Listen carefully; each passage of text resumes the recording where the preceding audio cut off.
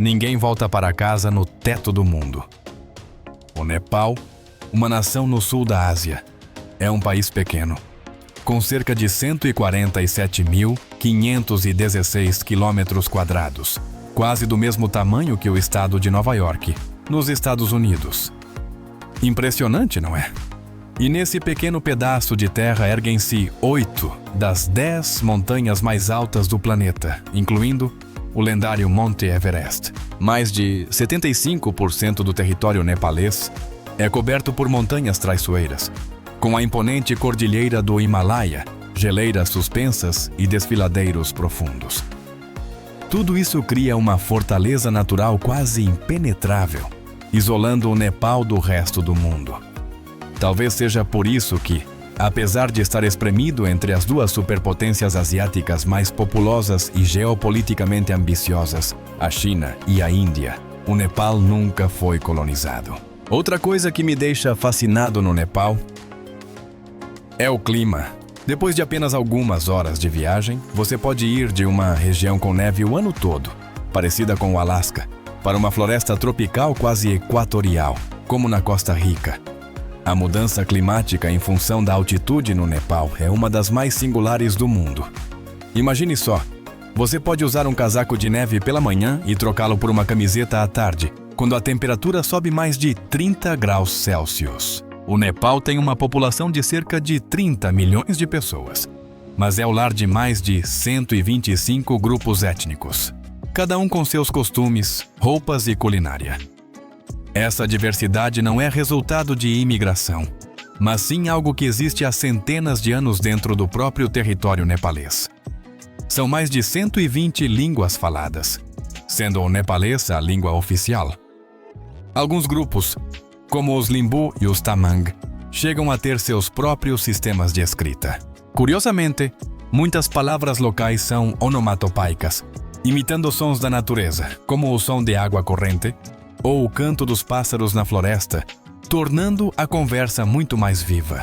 A maneira como as religiões coexistem nesta sociedade multicultural também é única. Embora cerca de 80% da população seja hindu e 10% budista, as fronteiras religiosas são muito tênues. Hindus e budistas visitam os mesmos lugares sagrados, participam das mesmas festas e fazem ofertas juntos. Em alguns templos, eles chegam a fazer oferendas para deuses das duas religiões no mesmo ritual. Aqui, a religião não divide, mas sim se torna um fio condutor, um fenômeno raro no mundo. A bandeira nacional que é única. Enquanto quase todas as bandeiras nacionais do mundo têm forma retangular ou quadrada, o Nepal é a única exceção. Este é o único país cuja bandeira não é quadrangular. A bandeira, com um design totalmente diferente, é composta por 2 triângulos sobrepostos, simbolizando tanto as montanhas quanto os símbolos sagrados. Mas não pense que isso é um design aleatório ou excêntrico. A bandeira foi meticulosamente calculada tanto em termos de geometria quanto de significado religioso e cultural. Os 2 triângulos representam a cordilheira do Himalaia, a mais majestosa do planeta, e a espinha dorsal geográfica do Nepal. Além disso, eles também representam as 2 principais religiões do país, o hinduísmo e o budismo, que coexistiram em harmonia na vida dos nepaleses por séculos. As cores da bandeira também carregam muitos significados. O vermelho carmesim simboliza a bravura e é também a cor da flor nacional, o rododendro, que floresce por todas as montanhas na primavera. A bandeira é contornada em azul, símbolo da paz e da harmonia, 2 valores que o povo nepalês sempre prezou, apesar das diferenças culturais e religiosas. Um ritmo de vida diferente. Enquanto a maioria dos países opera em fusos horários de números inteiros, como GMT+5, D6 ou MA7, o Nepal tem o seu próprio fuso horário oficial, GMT+5 horas e 45 minutos. É o único do gênero em todo o mundo. Imagine só, isso significa que os relógios no Nepal estão sempre desfasados em exatos 15 minutos em relação ao vizinho Índia, e fora de sincronia com quase todos os fusos horários internacionais. Mas a singularidade do Nepal não para por aí. Nas regiões montanhosas remotas, onde relógios digitais são uma raridade, as pessoas marcam o tempo pelo sol. A posição do astro-rei é o que determina a hora de cozinhar, de levar o gado para pastar ou de ir para a escola. Curiosamente, cada vila pode até ter o seu próprio fuso horário. Um evento agendado para as 9 da manhã numa vila pode ser interpretado como 8h30 ou 10 da manhã noutra, dependendo de como as pessoas definem o nascer do sol, baseando-se no terreno e nos costumes da comunidade, em vez do relógio. Algumas áreas perto da fronteira com a China acham mais prático seguir o horário de Pequim, que está quase 2 horas à frente do horário nepalês. Já nas regiões de fronteira a sul, é comum usar o horário padrão da Índia para facilitar o comércio. Toda esta mistura de horários pode ser bastante confusa para os visitantes na hora de marcar compromissos. Em alguns centros de saúde, em áreas rurais, os horários de vacinação podem até ser registrados em horário da vila, uma estimativa comunicada pelo chefe da aldeia. Às vezes, até os próprios locais precisam de confirmar. Para os turistas, é um choque cultural e tanto. Pode chegar a horas segundo o seu relógio, mas ser considerado atrasado pela contagem do tempo local. As mulheres do Nepal. As mulheres nepalesas não têm o brilho deslumbrante das estrelas de Hollywood, nem a frisa que por vezes é associada à imagem tibetana. Elas têm uma beleza única, uma mistura do Himalaia com o sul da Ásia. Pele morena cor de mel, maçãs do rosto proeminentes, olhos profundos e um sorriso suave. Nas terras altas e ensolaradas, a imagem de uma jovem em trajes tradicionais, a carregar lenha, mas com um sorriso radiante como o sol, é de tirar o fôlego. Numa sociedade ainda fortemente influenciada pela tradição, as mulheres nepalesas estão a redefinir os seus papéis. De acordo com a ONU Mulheres, mais de 29% dos assentos no parlamento nepalês são agora ocupados por mulheres, um recorde no sul da Ásia. E elas não param de conquistar espaço, seja na política, nos negócios ou noutras áreas. No amor, as nepalesas são conhecidas pela sua doçura e lealdade, mas também pela sua força e profundidade. Quando amam, confiam plenamente e esperam sinceridade total do parceiro. Curiosamente, elas costumam apaixonar-se devagar, mas uma vez que se comprometem num relacionamento sério, o seu amor é incrivelmente forte. Casamentos com estrangeiros têm se tornado cada vez mais comuns no Nepal, principalmente entre os jovens das grandes cidades. Uma pesquisa revelou que a taxa de casamentos com estrangeiros triplicou na última década. Plataformas como o Facebook, Instagram e aplicativos de encontros internacionais estão a abrir novas portas para relacionamentos transfronteiriços. As mulheres nepalesas modernas já não são tímidas ao interagir com estrangeiros. Elas procuram um companheiro que compreenda os seus valores tradicionais, mas que também respeite a sua liberdade e independência. Poligamia. Homens com muitas esposas, mulheres com muitos maridos. Nas remotas terras altas de Humla, a monogamia não é a única regra. Curiosamente, tanto homens quanto mulheres podem ter múltiplos parceiros, mas não pense em amor romântico. Aqui, a poligamia é uma estratégia de sobrevivência, uma forma de gerir terras e garantir a estabilidade do patrimônio familiar. É de tirar o fôlego a praticidade disso. Nestas condições de vida tão duras, ter mais adultos numa família minimiza riscos econômicos e aumenta a força de trabalho. É um pragmatismo impressionante. Pense nisto. As mulheres podem casar-se até 3 vezes, e cada união tem um significado diferente. No entanto, o casamento arranjado ainda é a norma, baseado mais em questões de linhagem e finanças do que em afeto. Por exemplo, se um marido morre, a viúva pode casar-se com o irmão dele. Parece estranho, mas é uma maneira de manter o patrimônio intacto e evitar que a família se disperse. Até os rituais de casamento são diferentes. Em vez de ouro ou joias, a noiva pode receber grãos, gado ou, imagine só, trabalho. Em alguns lugares, um homem pode casar-se apenas prometendo trabalhar na lavoura da família da noiva por 3 estações. A flexibilidade é total, desde que o interesse de ambas as famílias seja garantido. A deusa viva do Nepal. No coração da moderna Katmandu, uma tradição ancestral e misteriosa continua a surpreender o mundo. Você sabia que cada geração tem a sua própria Kumari, uma deusa viva em carne e osso? A Kumari é uma menina geralmente com menos de 10 anos, escolhida através de ritos espirituais para ser a encarnação da deusa Talehu, uma divindade poderosa e reverenciada tanto no hinduísmo como no budismo. Uma vez selecionada, a Kumari vive isolada no palácio sagrado chamado Kumari Gar. Ela não vai à escola, não brinca com outras crianças. O mais importante de tudo, os seus pés descalços nunca podem tocar o chão. Acredita-se que o solo é impuro e se a encarnação da deusa o tocar, perderá a sua natureza divina. É uma regra que demonstra o quão sagrada ela é. Durante o ano, a Kumari só aparece em público em grandes festivais. Ela é transportada num trono magnífico, e milhares de pessoas curvam-se em reverência, como se estivessem diante de uma deusa real, mas o seu reinado pode terminar a qualquer momento. Se ela sangrar, mesmo por causa de um pequeno arranhão ou de um dente de leite a cair, o seu estatuto divino perde-se imediatamente. A menina volta então a ser uma cidadã comum e uma nova Kumari é escolhida. Mas aqui está a parte mais estranha. Disse que muitos homens nepaleses cissis hesitam em casar-se com antigas Kumaris. A aura de divindade que as rodeia faz com que as pessoas evitem tratá-las como meros mortais. Os tulkus. As crianças que são deuses vivos no Nepal.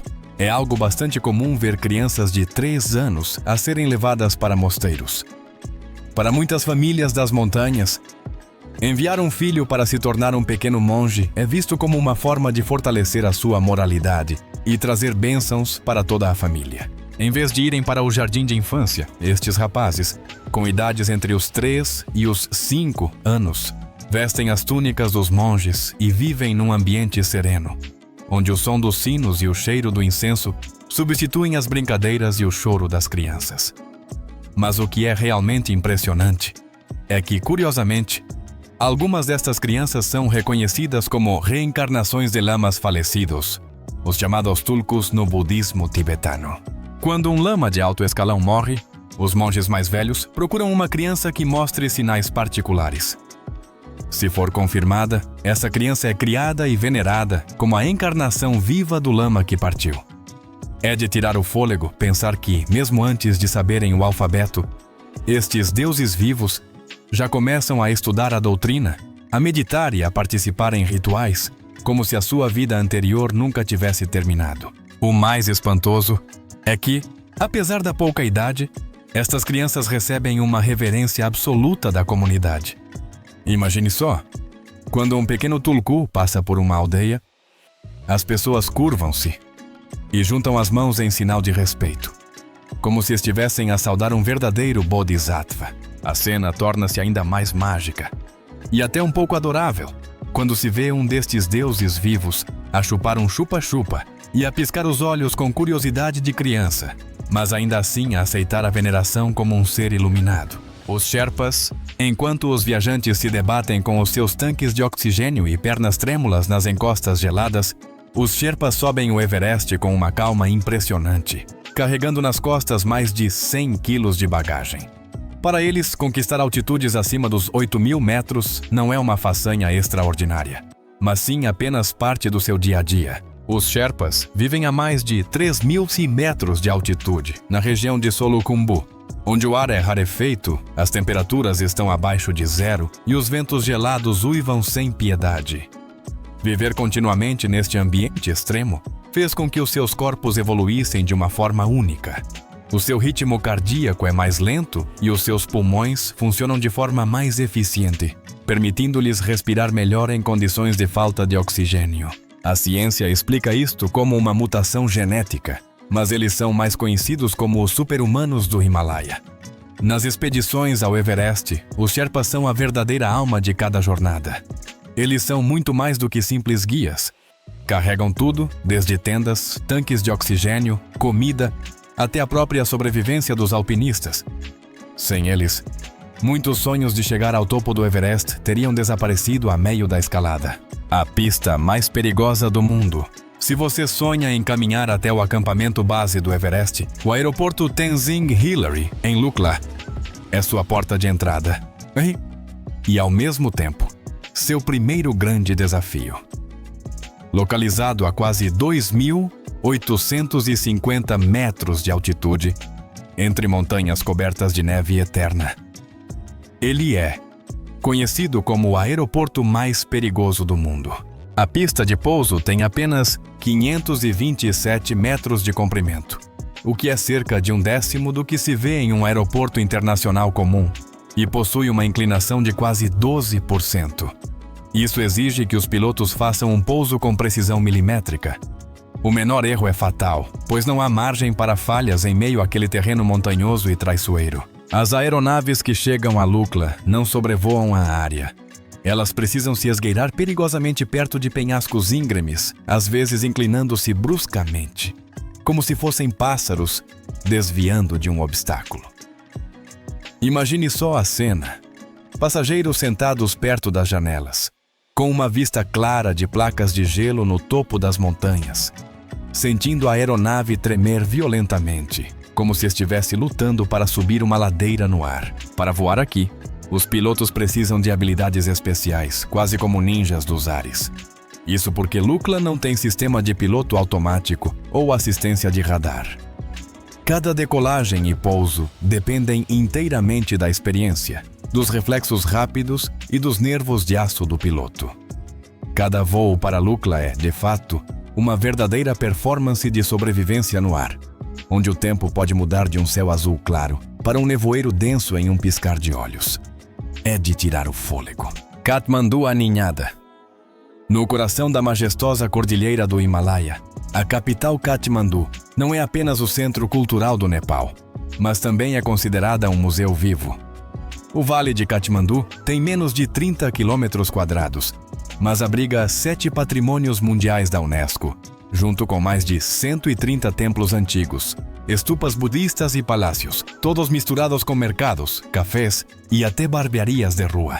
O que torna Katmandu tão especial é que as pessoas ainda vivem, trabalham, cozinham e celebram casamentos dentro de estruturas antigas, centenárias. Você pode ver uma família preparando uma refeição em uma casa de madeira do século XVII, finamente esculpida, ou um casamento tradicional acontecendo sob o telhado de um templo de 3.000 anos. Aqui, o passado e o presente coexistem em cada beco, sob cada telhado. Não há cordões de isolamento. Eles se misturam com as risadas, a fumaça das cozinhas e o ritmo da vida diária. Curiosamente, em Katmandu, a linha entre o sagrado e o cotidiano quase desaparece. Muitos santuários pequenos são construídos no telhado das casas. De manhã, as pessoas podem acender incenso para os deuses, e à tarde, o mesmo local é usado para secar cobertores ou lençóis. É uma forma de crença pragmática e única do povo nepalês. O sagrado precisa estar em harmonia com a vida cotidiana. Vaca sagrada. Em muitos países, a carne de vaca é um alimento comum. Mas no Nepal, as vacas são vistas como animais sagrados, protegidos por lei como cidadãos especiais. Para os seguidores do hinduísmo, elas são a representação da deusa Lakshmi, a divindade da riqueza, da sorte e da prosperidade. Por isso, abater uma vaca, de qualquer forma que seja, é considerado ilegal, e os infratores podem pegar até 12 anos de cadeia. A proteção a esses animais vai além da fé religiosa. É uma lei que se tornou uma regra de ouro para a nação. Curiosamente, o Nepal também tem festivais inteiros dedicados às vacas, como o Gai Hatra. Durante o festival, as vacas têm o rosto decorado com pós coloridos, usam guirlandas de flores vibrantes e desfilam pelas ruas como se fossem personalidades reverenciadas. Algumas famílias chegam a alimentar as vacas com frutas e doces, fazendo orações, como se estivessem recebendo convidados de honra. Nos rituais de adoração aos antepassados, a vaca também é vista como uma guia espiritual para as almas que já partiram. E é por isso que tratar bem uma vaca é também uma forma de mostrar gratidão e respeito aos seus familiares. No entanto, há um detalhe curioso. Os nepaleses não comem carne de vaca, mas consomem a de búfalo. É de tirar o fôlego a forma como eles adaptaram a cultura e o respeito religioso às necessidades do dia a dia. Eles encontraram um substituto para a carne de vaca nas refeições tradicionais, o que mostra um equilíbrio único entre a crença e a vida prática. Piquenique ao lado do crematório. Em muitas culturas, a morte é algo que se esconde, e os funerais são rituais privados, tristes e bem protegidos de olhares curiosos. Mas no Nepal, especialmente na capital, Katmandu, a cremação não é um tabu, é um ritual sagrado realizado em público. As cerimônias acontecem às margens do rio Bagmati, com a presença de familiares e de pessoas que simplesmente passam por ali. Após a cremação, as cinzas são jogadas no rio, simbolizando a libertação, o fim de um ciclo de reencarnação e o início de uma nova vida. Para os hindus, o rio Bagmati é como o irmão gêmeo do sagrado rio Ganges. Eles acreditam que qualquer pessoa cremada ali alcança a salvação imediata, fugindo do sofrimento e reencarnando. Impressionante, não é? Por essa razão, muitos idosos nepaleses passam os seus últimos anos de vida à beira do rio, numa preparação tranquila para o seu retorno final. Para eles, a morte não é um ponto final, mas um retorno à natureza, algo inevitável que precisa ser aceito. E embora tudo pareça muito solene, o que choca os turistas é o que acontece ao lado dos crematórios. Os moradores locais passeiam, comem, tiram fotos e conversam alegremente. Imagine só, eles fazem um piquenique em um cemitério. Para os nepaleses, a morte não é um fim sombrio, mas uma parte natural do ciclo da vida. Viver perto da morte não significa ter medo dela. Essa mentalidade faz do Nepal um dos poucos países onde os vivos e os mortos compartilham o mesmo espaço, num clima de tranquilidade e profundo respeito pela ordem natural da vida. As Cavernas Celestiais de Mustang. O enigma sem resposta das cidades fantasmas suspensas. Na isolada região de Mustang, no norte do Nepal, quase na fronteira com o Tibete, ergue-se um monumento de tirar o fôlego. Mais de 10.000 cavernas esculpidas nas paredes verticais das montanhas. Muitas delas estão a mais de 50 metros do chão. Visto de longe, o penhasco inteiro se parece com uma gigantesca colmeia de abelhas suspensa no deserto do Himalaia. Não é à toa que os moradores locais a chamam de cidade fantasma nos céus. A grande questão que persiste é: quem construiu essas cavernas? Que ferramentas eles usaram? E quando tudo isso aconteceu? Numa terra sem tecnologia avançada de construção ou maquinário de elevação, a simples existência dessas cavernas em um lugar tão alto continua sendo um enigma que deixa os arqueólogos de queixo caído. Ao explorar algumas delas, os pesquisadores encontraram múmias incrivelmente bem preservadas, esqueletos humanos, antigas pinturas budistas, cerâmicas, lareiras e outras evidências de que uma comunidade de ascetas religiosos viveu ali. Mas, curiosamente, não há nenhum registro histórico sobre eles. Ninguém se lembra deles ou sequer fala sobre eles, como se essa civilização tivesse sido completamente apagada da memória da humanidade. Alguns estudiosos teorizam que as cavernas foram usadas como retiros por antigos lamas tibetanos. Outros, por sua vez, acreditam que eram locais de enterro para aproximar as almas do paraíso, ou mesmo abrigos secretos em tempos de guerra. Mas, até hoje, as cavernas celestiais permanecem como um dos maiores e mais fascinantes mistérios arqueológicos da Ásia, repousando silenciosamente no coração do Himalaia, como se estivessem à espera de uma resposta. O perigoso sistema de teleféricos do Nepal. Em algumas das regiões montanhosas mais inacessíveis do Nepal, onde estradas praticamente não existem e vales com centenas de metros de profundidade separam as vilas, as pessoas não caminham. Elas voam pelos vales usando teleféricos. Mas não imagine cabines modernas ou pólias motorizadas. Estamos falando de roldanas rústicas, cestos de metal improvisados e cabos de aço esticados sobre abismos assustadores, com a neblina e as rochas frias logo abaixo. Os moradores locais os chamam de ônibus aéreos.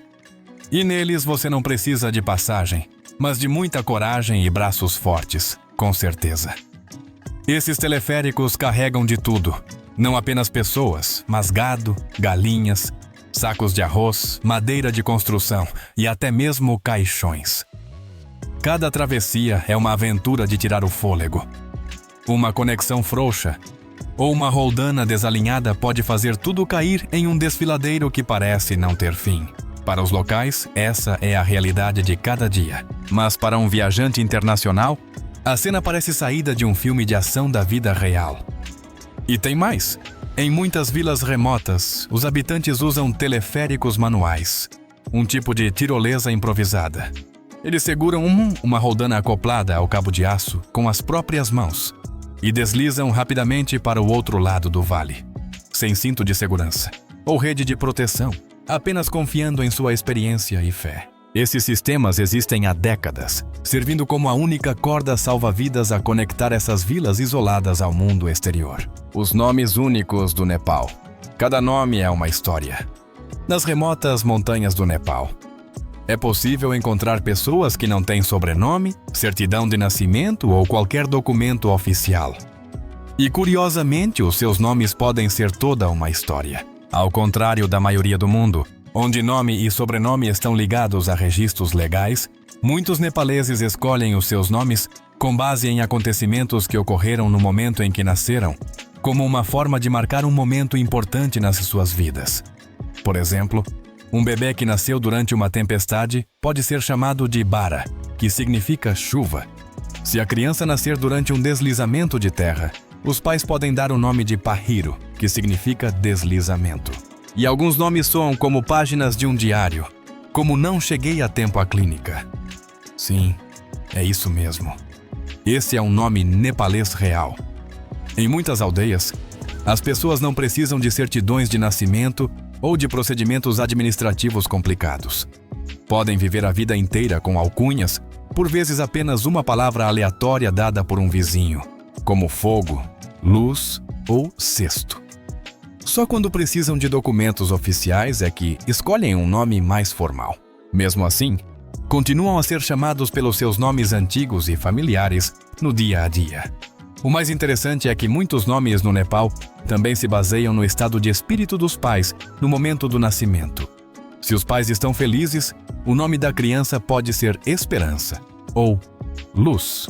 Mas se estão cansados, preocupados ou talvez não esperassem a criança, o nome pode ser Depressão, Acidente ou Vamos ver o que acontece. Parece estranho, mas para muitos nepaleses, o nome não precisa de ser bonito. Precisa de ser verdadeiro. Se você tivesse nascido no Nepal, qual seria o seu nome? Alegria, felicidade ou surpresa? A profissão que desafia a morte no Nepal. No Nepal existe uma profissão tão perigosa que só de pensar nela nos tira o fôlego. A colheita de favos de mel gigantes em penhascos íngremes, a centenas de metros de altura. Isto não é um desporto radical, mas sim uma ocupação tradicional do povo Gurung, um grupo étnico minoritário que vive na região dos Himalaias. Chamam ao mel o ouro líquido do céu. Mas para obter este precioso mel, tem de arriscar a sua coragem, as suas competências e, por vezes, até o seu sangue. As colmeias estão penduradas em penhascos verticais, a mais de 100 metros de altura, onde não há caminho e poucos pontos de apoio.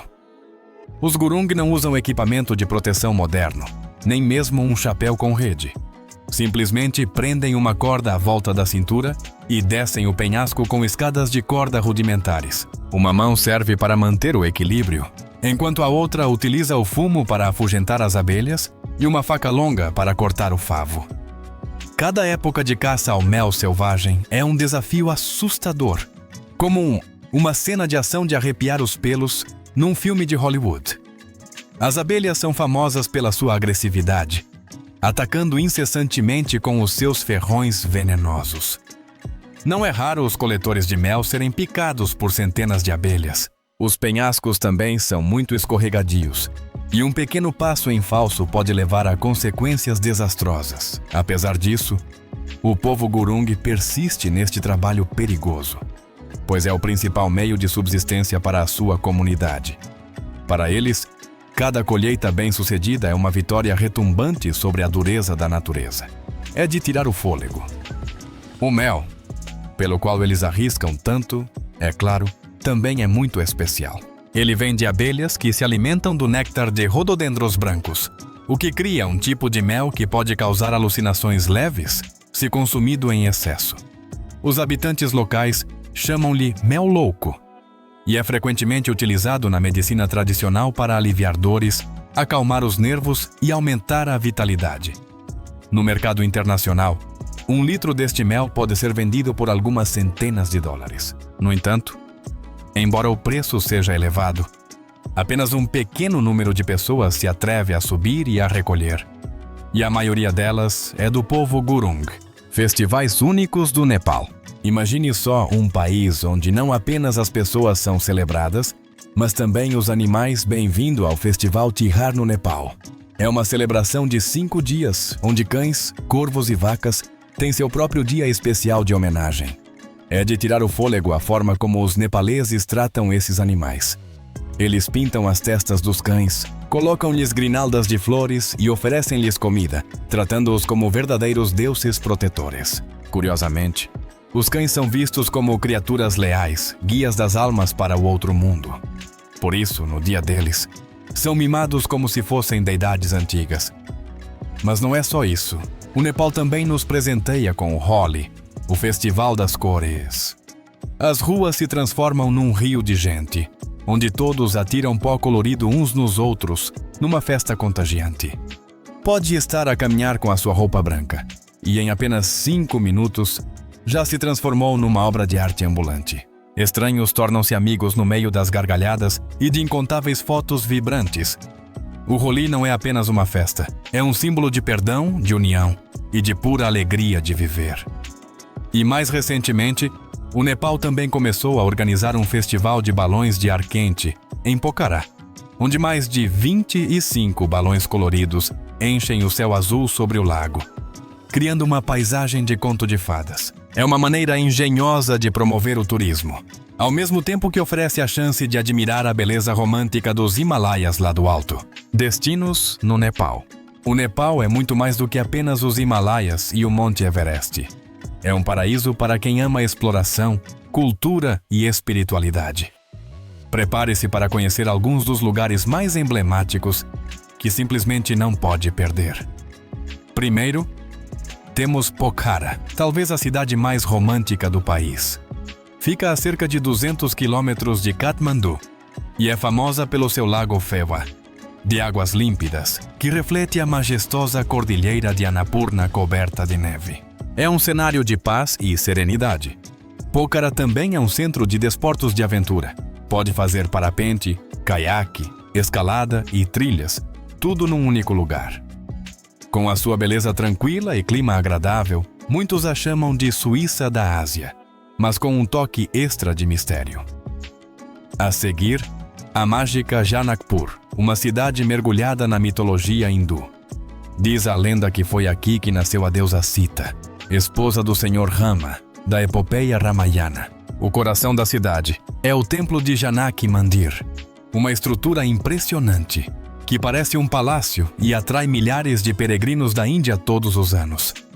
Diferente do resto do Nepal, Janakpur tem uma forte influência cultural indiana, como se fosse um pedacinho de Bollywood escondido nos Himalaias.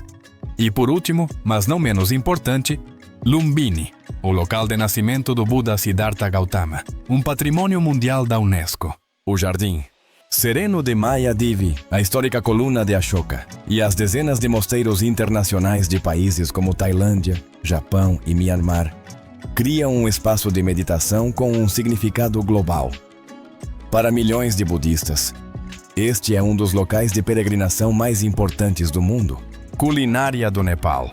A culinária nepalesa é uma mistura fascinante que combina os temperos intensos da Índia com a simplicidade e os sabores sutis do Tibete. Apesar de não ser excessivamente elaborada, cada prato carrega uma profundidade cultural e uma identidade nacional muito próprias. O protagonista indiscutível é o Dal Bhat, o prato nacional. Uma refeição completa que inclui arroz, conhecido como bhat, sopa de lentilha, dal, vegetais salteados, picles, um tipo de curry, por vezes, carne ou peixe.